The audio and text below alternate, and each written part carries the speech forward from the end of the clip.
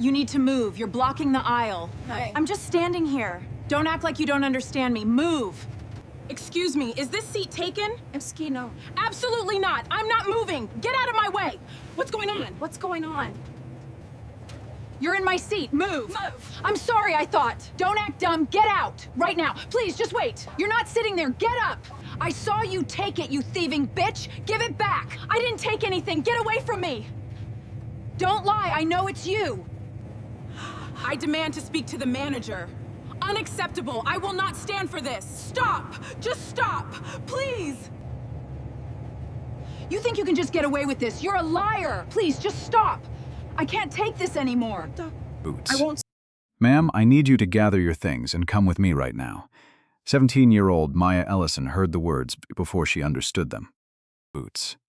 The cabin of Vantage Airlines Flight 4489 had gone quiet in the particular way a room goes quiet when everyone is pretending not to listen. Boots. 41 strangers, and every one of them was watching her. Her boarding pass was in her lap. Her seatbelt was buckled. Boots.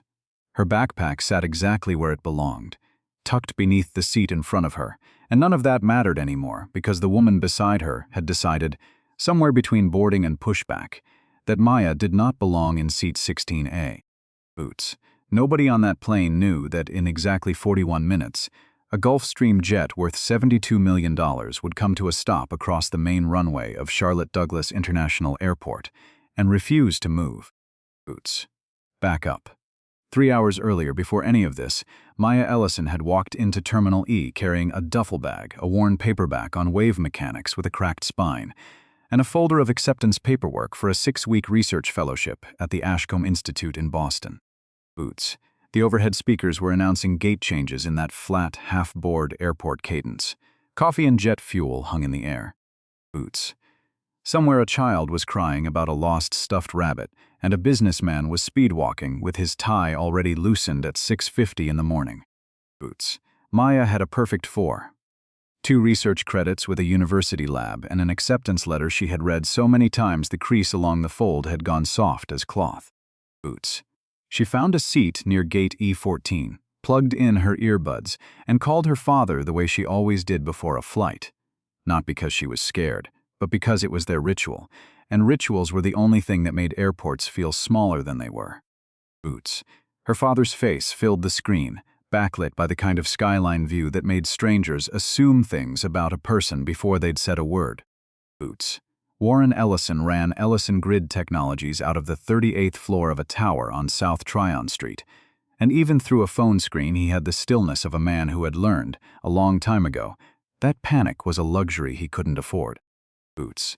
There's my research scientist, he said, and something in his face unclenched the way it only did around her. You nervous? Boots. Not nervous. Terrified I'll get lost on campus. Different thing, you'll be fine. You've worked harder for this than anyone I've ever met, and I've met some hard-working people, Ladybug. Boots. She rolled her eyes at the nickname, the way she always did, though she never actually minded it. Behind him, mounted on the office wall, was a small unframed photograph of a woman in a nurse's uniform, laughing at something off-camera. Boots. Maya's grandmother. Warren kept it there on purpose, in the one place he sat for 12 hours a day, because Louise Ellison had spent 30 years being talked over, looked past, and asked to repeat herself in rooms where everyone else got listened to the first time. Boots. He'd built an entire company in part, so that his daughter would never have to learn that particular kind of patience. Boots.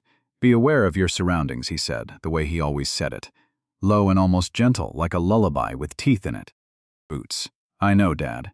Not everyone sees the world the way we do. It wasn't the first time they'd had that conversation, and it wouldn't be the last. Boots. It was shorthand for 100 longer ones, going back to when Maya was 7 years old and came home in tears because a teacher had accused her of cheating on a math test. Nobody her age was supposed to be able to finish that fast. Boots. Warren had walked into that classroom the next morning with 3 years of her workbooks under his arm and hadn't raised his voice once.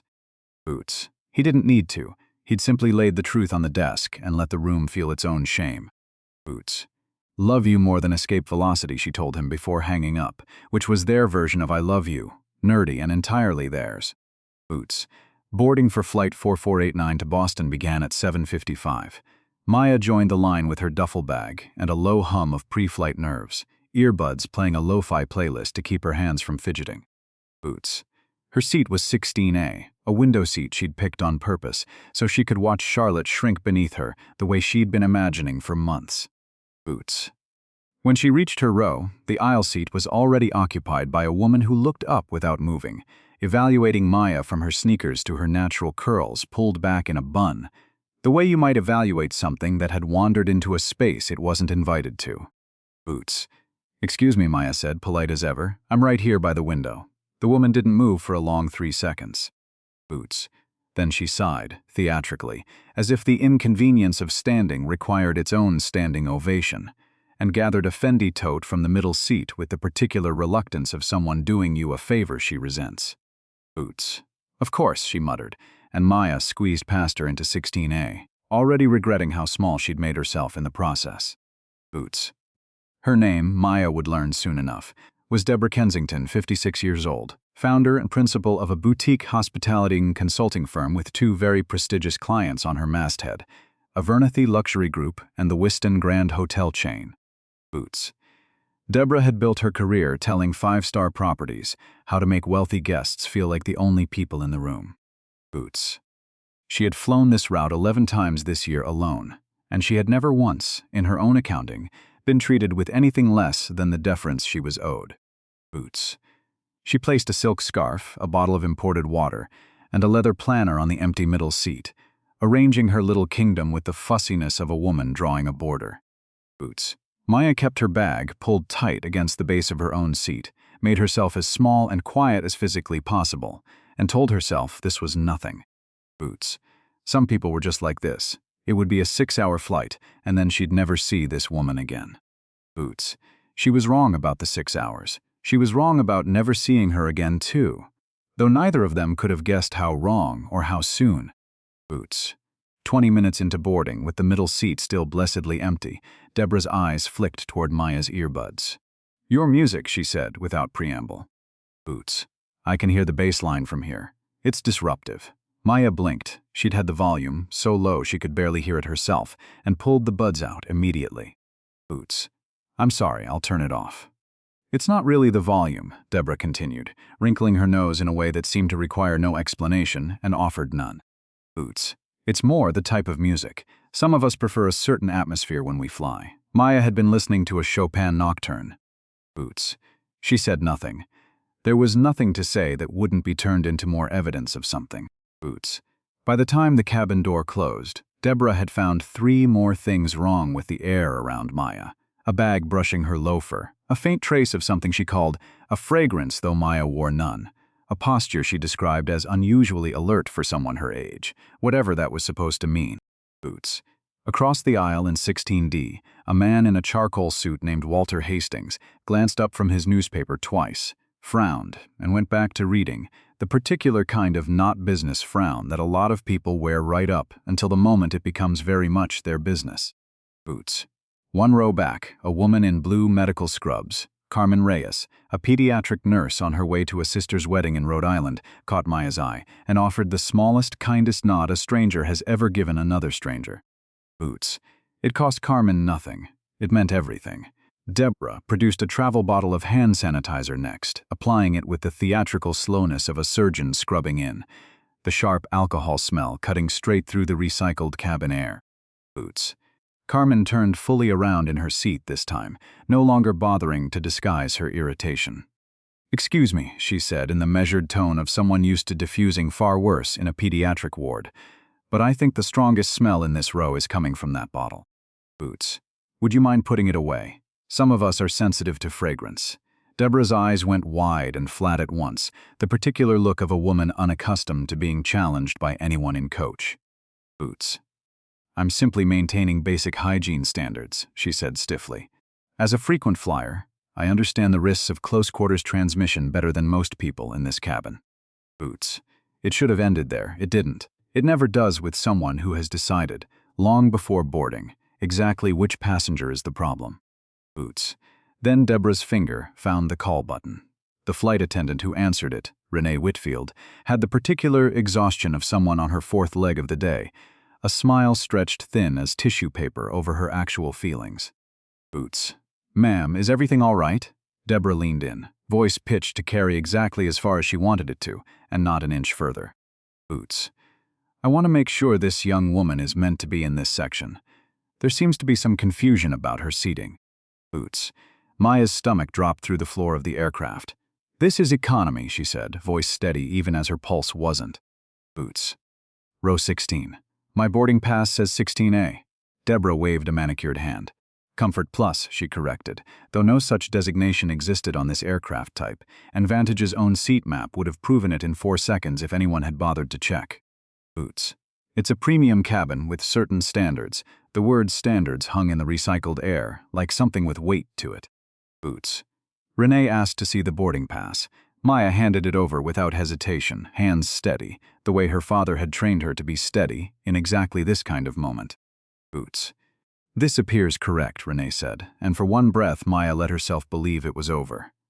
Then Deborah's voice sharpened into something closer to performance. Boots.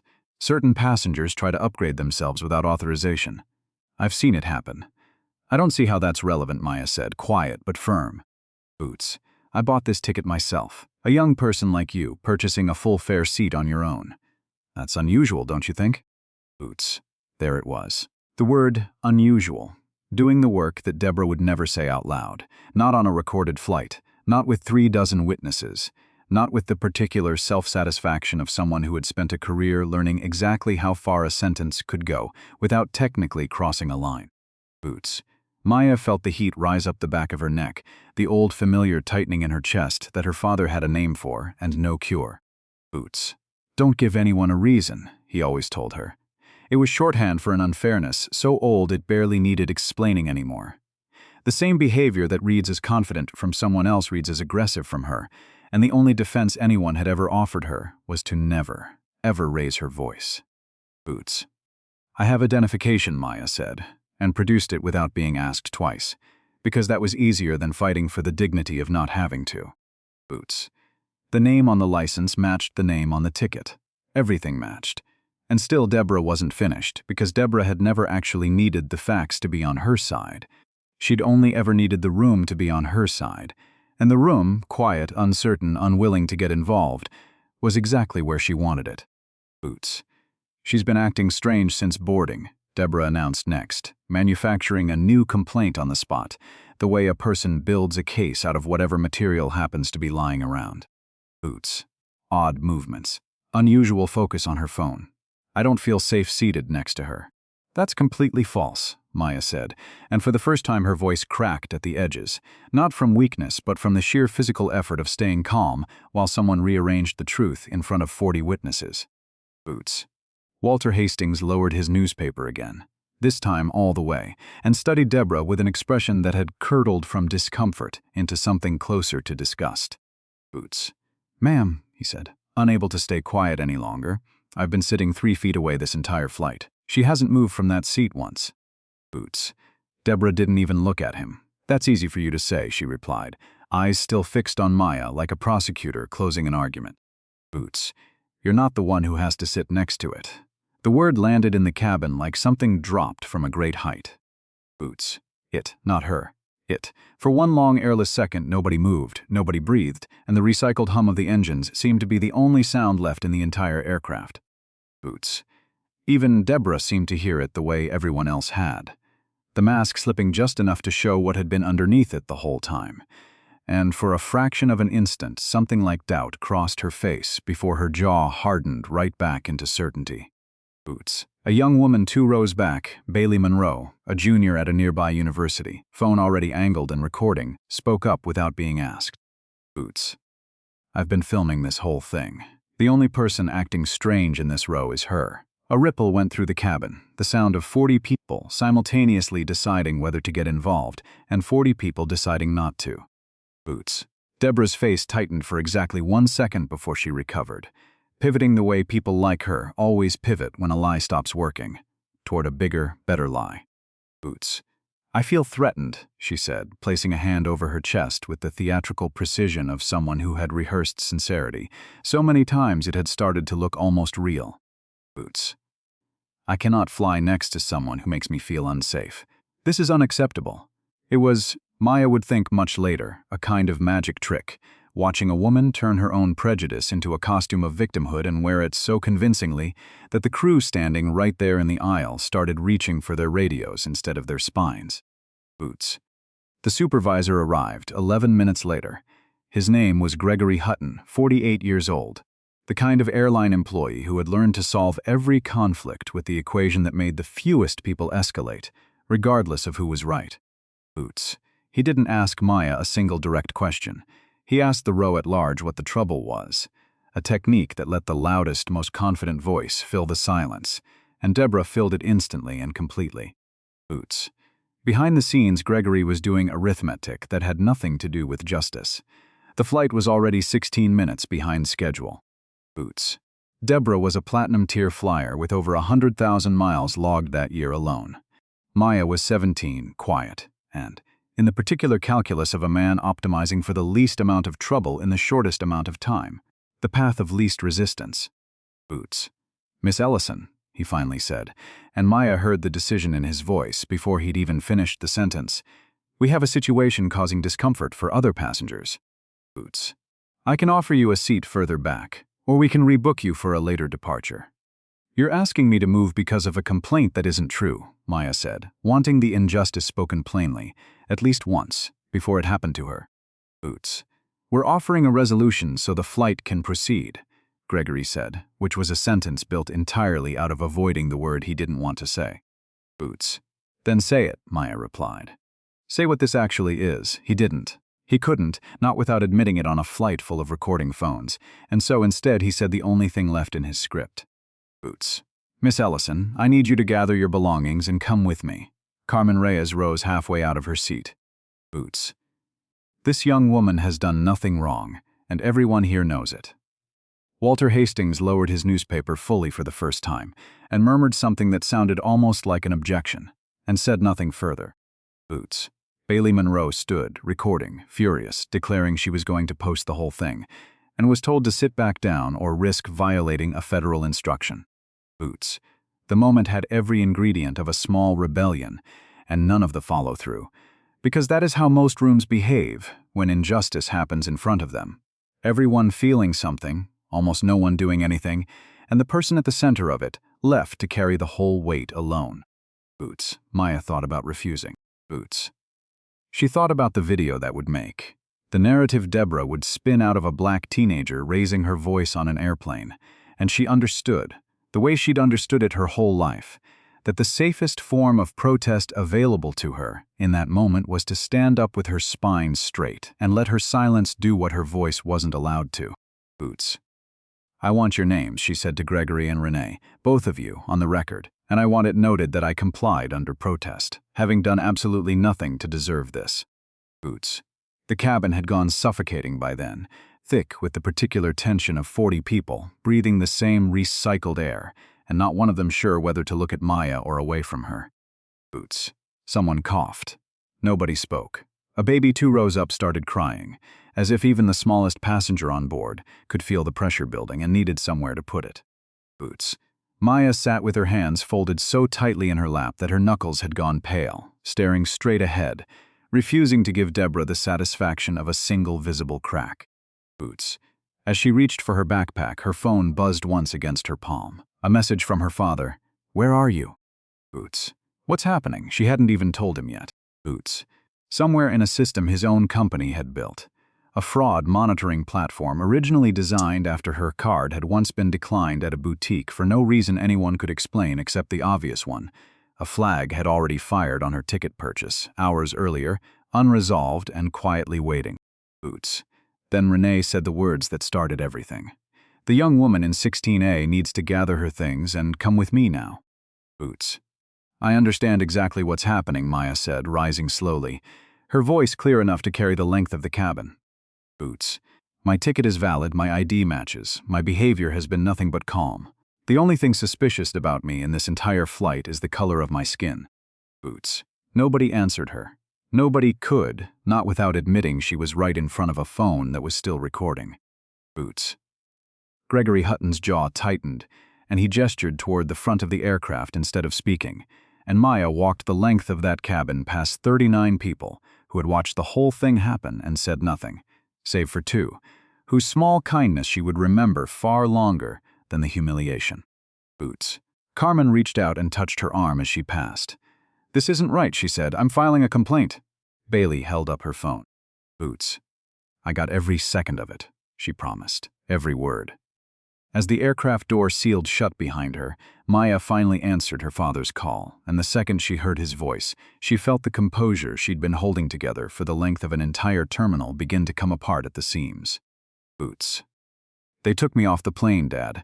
This woman decided I didn't belong there and made things up, and they believed every word of it because it was easier than believing me.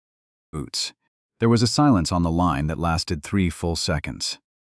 It was not an empty silence. It had weight and shape and a kind of gravity that pulled the whole conversation towards something enormous. "Boots." When Warren Ellison spoke again, his voice had gone terrifyingly, perfectly calm. "Where exactly are you standing right now?" "Gate E14. "Boots." "They're talking about a rebooking, but do not accept any rebooking. Do not move from that gate. I am coming, and I need 40 minutes. "Boots." "I don't understand what that means, Dad." "You will," he said. "Just stay exactly where you are." He hung up. Boots. In the terminal, Maya stood frozen for a long moment, phone still warm against her ear, feeling the strange, suspended stillness of a person who has just been handed a promise too large to fully understand yet. Boots. The overhead monitors kept scrolling ordinary departures. A cleaning cart rattled past. Somewhere behind her, a gate agent was cheerfully rebooking someone's connection to Denver, and none of it matched the size of what she suddenly, quietly knew was coming. Boots. He hung up, and 41 floors above South Tryon Street, in an office with his mother's photograph on the wall, and a view of a city he'd built half his fortune inside of, Warren Ellison set down his phone, the way you set down something that has finally stopped mattering as much as it used to. Boots. Not with a slam, just gently, the way you release a weight you've been carrying so long you'd almost forgotten it was there. Boots. "Renata," he said to his chief of staff, standing in the doorway, already sensing that something had shifted in the room's air pressure. Boots. "Cancel my afternoon. Call Desmond. Tell him to prep the aircraft. We're going to the airport." "Which airport, sir?" Renata asked, though something in her already suspected the answer wasn't going to be the one 3 miles from his house. Boots. "Charlotte Douglas," he said. "The one my daughter is standing in right now." Boots. Warren had spent 8 years as an Air Force intelligence officer, for he'd spent a single day running a company, and there was a particular stillness that came over him in moments like this one. Not panic, never panic, but a cold, methodical clarity that had once helped him plan operations, and now helped him plan the unmaking of an airline's morning. Boots. He thought about every conversation he'd ever had with Maya, about navigating rooms not built with her in mind. He thought about the day she came home at 7 years old, asking him what happens when you're not there to make them believe me. Boots. He had promised her, foolishly, the way parents promise things they cannot fully control, that he would always be there. Boots. Today, for exactly the length of one runway, he intended to keep that promise as literally as a father possibly could. Boots. "Get me legal," he told Renata as they crossed the lobby toward the elevator. "Get me the flight crew. And find out which runway Vantage 4489 is scheduled to use for departure." Boots. 40 minutes, he had told his daughter. He had never once, in 17 years of parenting her, made a promise he didn't keep. Boots. At Ridgeview Executive Airfield, 22 minutes outside the city, Desmond Whitaker met him on the tarmac, already halfway through his pre-flight checklist, silver-haired and unbothered in the particular way of a man who had once flown Warren into 100 investor meetings in aircraft, a third the size of the one now gleaming behind him. Boots. "The G700 is fueled and ready, sir," he said. "Weather's clear. Flight time to Douglas is under 9 minutes. He paused. Boots. "Mr. Ellison, if you're about to ask me what I think you're about to ask me, I need you to say it out loud first." Boots. Warren said it out loud. Desmond exhaled slowly, looked at the aircraft, looked at his own hands, and finally nodded once, the way men nod when they've already made peace with a decision, before they've admitted it to themselves. Boots. "I've flown you and that girl since she was in a car seat, sir. Say the word." Boots. The rest of the crew: co-pilot Alexis Ferreira, flight engineer Marcus Boone, cabin attendant Priya Nandan, were briefed in under 3 minutes, told plainly what they were being asked to do, what it might cost them professionally, and that Warren would personally absorb every consequence that fell on anyone in that hangar. Boots. Nobody stepped back. Priya said it best, quiet and certain. Somebody should have done this a long time ago for somebody else. Boots. Might as well be us, might as well be today. They were airborne in 4 minutes. Boots. In the terminal, 41 minutes and counting since he'd told his daughter to stay put, Warren's private jet crossed into the airspace of the very airport where she still stood at gate E14. Boots. Refusing a rebooking offer, with a calm she hadn't fully understood the source of, until the moment she looked up through the terminal's floor-to-ceiling windows and saw a sleek white aircraft with silver trim beginning its final approach. Not toward the private aviation ramp, 3 miles east, Boots, but directly toward Charlotte Douglas's main runway complex. Boots. He wouldn't, she whispered to the glass. Even as she said it, she knew that he would. Her phone rang. Boots. It was Carmen, still aboard Flight 4489, still parked at the gate, her voice tight with confusion. Something strange is happening here, she said. Boots. The captain just came on and said, we're being held because of runway operations. Do you know anything about that? Boots. I think, Maya said slowly, watching the jet touch down, that my father is about to make a point that Vantage Airlines is going to remember for a very long time. Boots.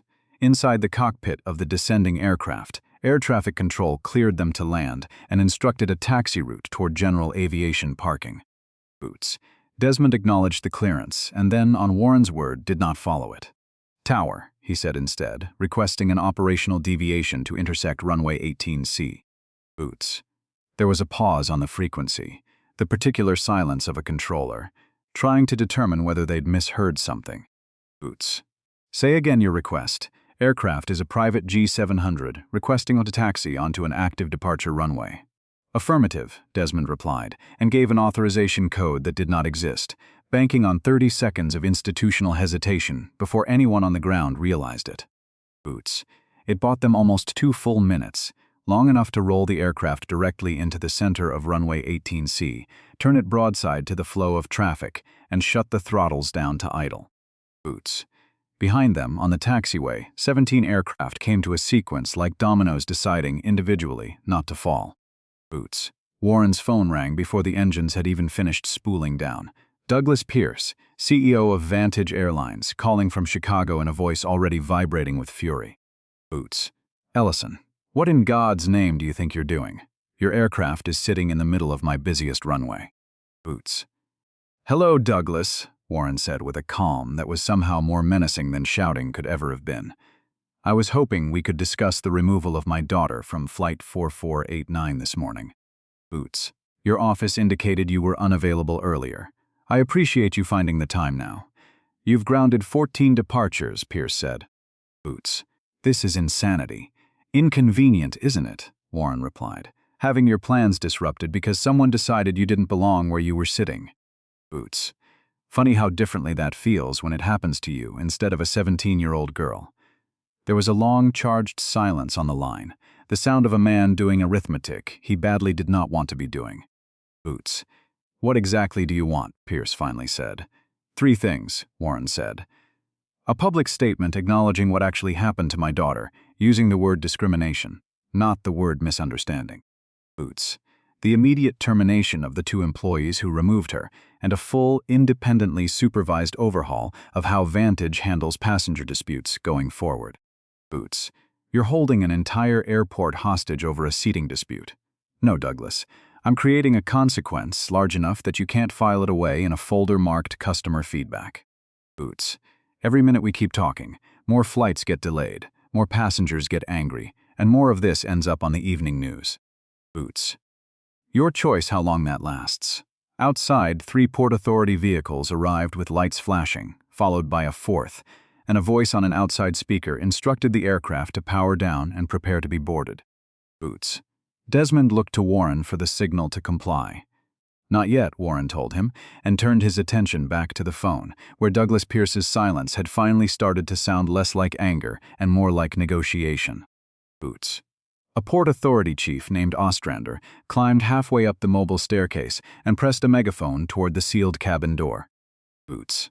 Aircraft on runway 18C. This is Port Authority.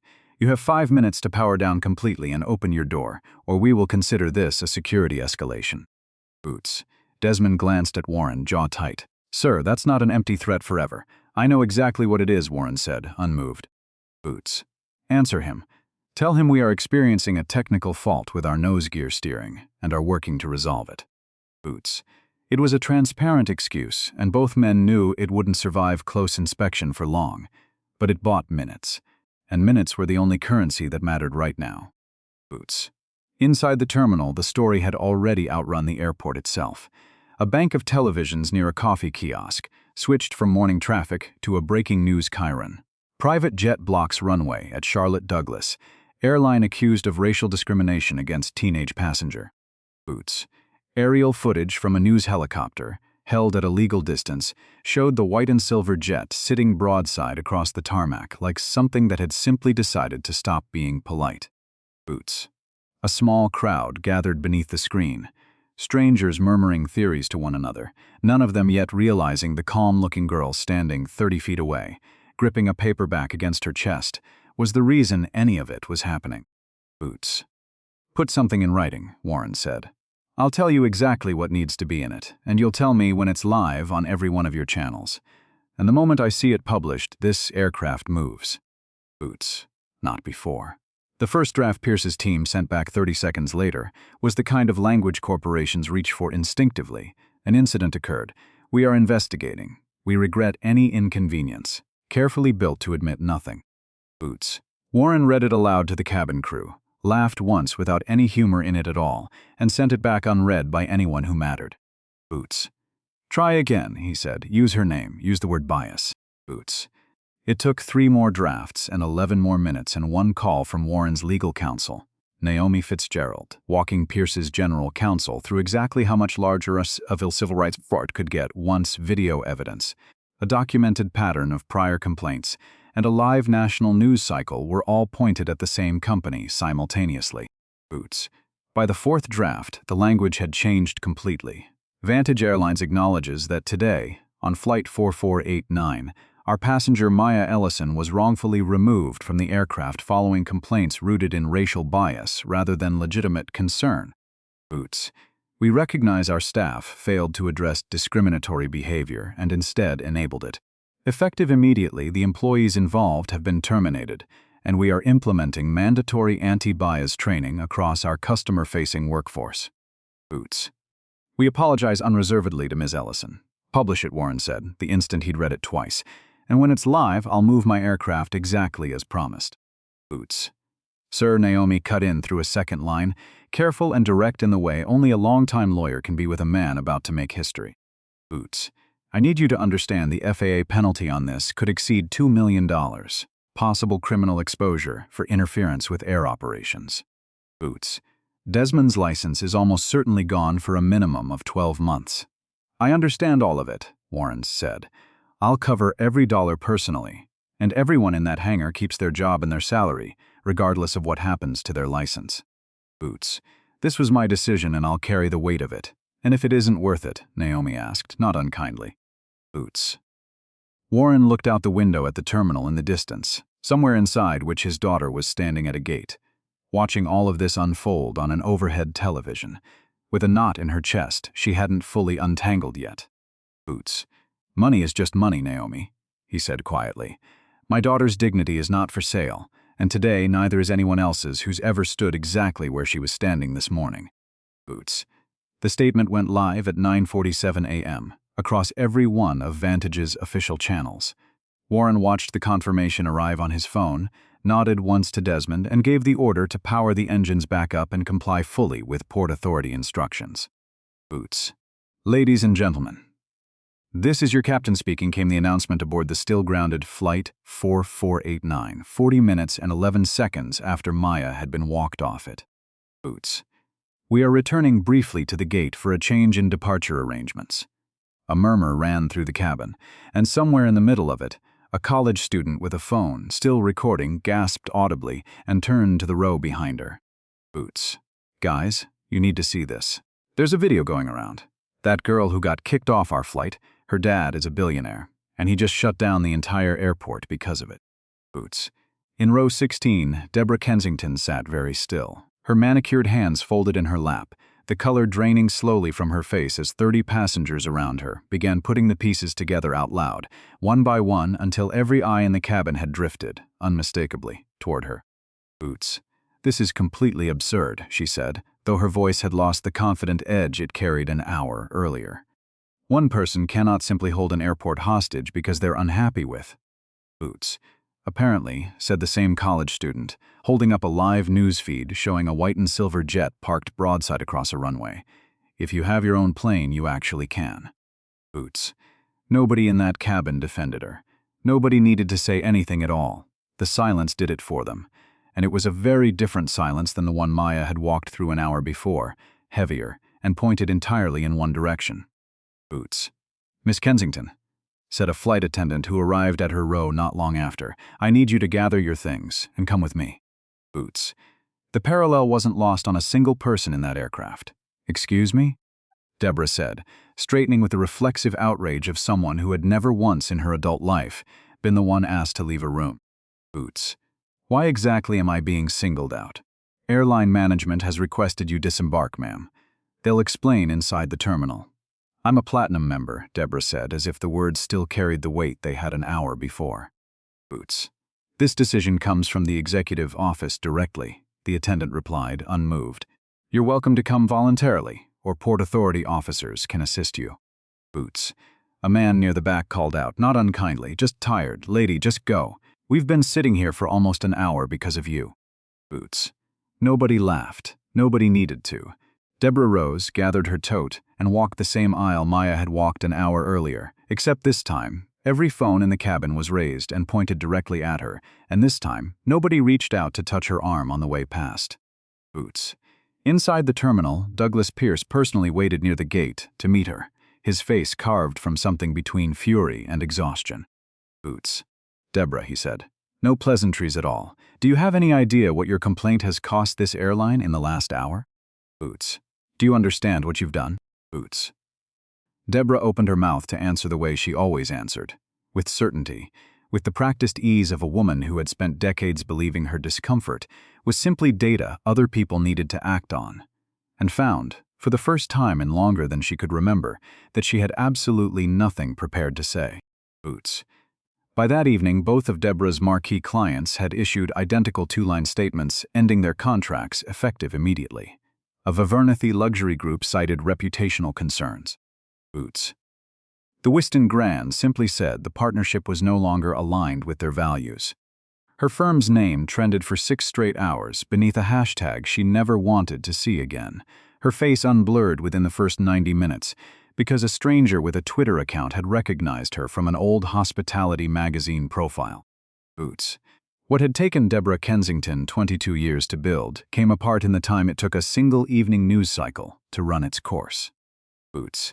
It would be 3 weeks before she asked Vantage Airlines, through her lawyer, for Maya Ellison's contact information, and 3 more before Maya's father agreed to pass along the request. Boots. When the two of them finally sat across from each other, not on television, not in a courtroom, but at a small coffee shop 2 blocks from the Ellison Grid Technologies headquarters, at Deborah's request and on Maya's terms entirely. Deborah didn't bring excuses. Boots. She brought, instead, the thing she'd apparently been circling for weeks without quite landing on it. "I built an entire career," she said, telling other people how to make guests feel like they mattered. Boots.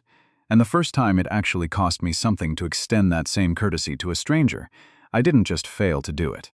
Boots. I actively worked to take it away from you. I don't have an explanation that makes that better. I just wanted you to hear me say I know exactly what I did, and I'm not going to pretend otherwise, not to you, not to myself, not ever again. Boots. Maya didn't forgive her that afternoon, not fully, not in the tidy way stories sometimes promise. Boots. But she believed her, which was its own kind of ending, and when Deborah asked, almost timidly, whether there was anything she could actually do, not for forgiveness, just to be useful, Maya thought about it for a long moment, and finally said, "There's a training program the airline is building." Boots. "Sit in the front row. Actually listen this time," Deborah did. Boots. She sat through 11 sessions over 4 months, said almost nothing, and afterward wrote the first entirely unsolicited apology of her professional life. Not to protect a client relationship, not to manage a crisis, but because, for what felt like the first time in her adult life, she meant it. Boots. Back on the day it all happened, Gregory Hutton and Renee Whitfield were both terminated within 72 hours, their exit paperwork citing failure to uphold company standards and enabling discriminatory conduct. Language that would follow both of them through every future background check in the industry. Boots. Vantage's internal audit, launched under pressure from the independent civil rights panel Warren had demanded, turned up 11 prior incidents over 3 years with a strikingly similar shape. A passenger of color, a vague complaint from someone else, a supervisor who chose speed over scrutiny. Boots. 2 more employees were let go once the pattern surfaced. Boots. The airline's chief inclusion officer position, created that same week and filled within a month, reported directly to Douglas Pierce, who would later admit in an internal town hall, recorded, leaked, and viewed nearly 2 million times, that it had taken almost losing an entire morning of operations to make him understand what his own company had been quietly allowing for years. Boots. The board did not take the fallout quietly. 2 members called for Pierce's resignation within the first week, arguing the runway standoff had cost the company nearly $6 million in delays, penalties, and a 2-day stock slide before the market decided the apology had actually been sincere enough to reward instead of punish. Boots. Pierce survived the vote by a single ballot, and the closeness of followed him into every board meeting for the next year, a reminder that the cost of looking away had very nearly ended his career. The same afternoon, it should have ended Deborah Kensington's certainty that comfort was something owed to her by default. Boots. Desmond Whitaker's pilot's license was suspended for 11 months. Boots. He spent them as Ellison Grid Technologies' newly created director of flight operations. Full salary, full benefits, and on the first morning his license was reinstated. Warren met him on the tarmac at Ridgeview with 2 cups of coffee and no comment at all, because none was needed. Boots. Warren personally paid the full FAA civil penalty, $1.9 million, without appeal, without complaint, and without a single public statement about the cost, because as far as he was concerned, the number had never been the point. Boots. 2 years later, Maya stood at the observation window of Charlotte Douglas's newly renovated Terminal E, now home to a redesigned passenger advocacy office, a real-time public dashboard tracking removal incidents by demographic category, and, above the main entrance, a small brushed steel plaque nobody had asked for and everybody eventually stopped to read, dedicated in recognition of the passengers who came before, and in commitment to everyone still to come. Boots. Her father stood beside her, quieter these days, most of his public attention now spent on the Ellison Foundation for Equitable Travel rather than the company that had made his name. Boots. Ready? He asked her. She checked the boarding pass in her hand, an ordinary one in her own name for an ordinary flight, the kind she could finally take without anyone in the terminal recognizing her face. Boots. Ready, she said, and they walked toward the gate together, past a father showing his daughter the plaque and telling her, in a low voice that carried just far enough for Maya to hear it, that this was the place where someone decided enough was finally enough. Boots. She didn't say anything. She didn't need to. She simply reached into her bag, touched the worn spine of the same physics paperback she'd carried onto a plane 2 years earlier, and kept walking toward a gate that, this time, belonged to her exactly as much as it belonged to everyone else standing in that line. Boots. If this story reached something in you, not because of how it ended, but because you recognize someone in it, maybe even yourself, take a second to like it before you go, so it finds the next person who needs to hear it too. Boots. Share it with someone who's ever been made to feel like they had to shrink themselves just to be believed. Boots. And tell me in the comments, have you ever stood in that cabin, in either seat, the one being questioned or the one staying quiet? I read every single answer.